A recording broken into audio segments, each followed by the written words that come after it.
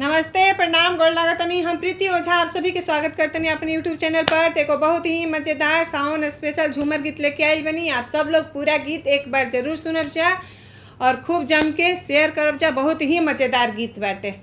चलिए, बहुत बहुत धन्यवाद, थैंक यू सो मच। आप सब लोग अपन प्यार और आशीर्वाद हमारा ऊपर ऐसे ही बनौले रखी और गीत सुनत रही, शेयर करत रही। चलिए, बहुत बहुत धन्यवाद, थैंक यू सो मच।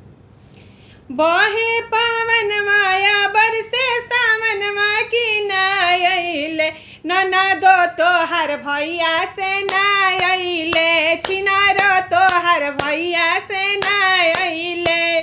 बहे पावनवा हो बरसे सावनवा की नायले ननदो तोहर भैया से नायले छिनारो तोहर भैया से नायले। जाऊँ हम जनती पिया घरे अहे दुआरिये पर जवाना हम बनैती दुआरिये पर जवाना हम बनैती दुआरिये पर। अपने जे जैती सजन के जेवैती देवरा जी के जियारा लाला चैती देवरा जी के जियारा लाला चैती देवरा जी के। बहे पावनवा हो बरसे सावनवा की नायले सासू जी के बेटा से नायले सासू जी के बेटा की नायले।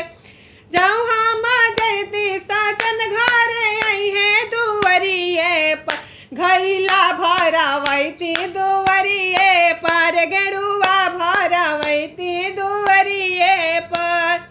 अपने जे पीती सजन के पियती देवरा जी के जियारा लाला चैती देवरा जी के जियारा लाला चैती देवरा जी के।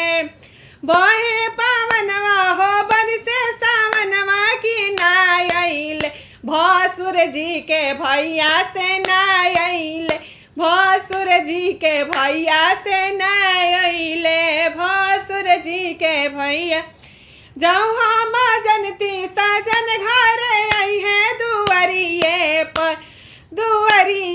पर बिस्तर लगावैती दुआरिये पर बिस्तर लगावैती दुआरवे पर।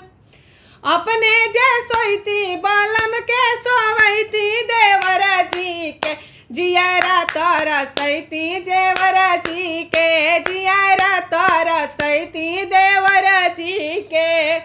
अपने जे सोईती सजन के सोवैती देवरा जी के हो देवरा लोगा के जियारा तारा सैती देवरा लोगा के जियारा तारा सैती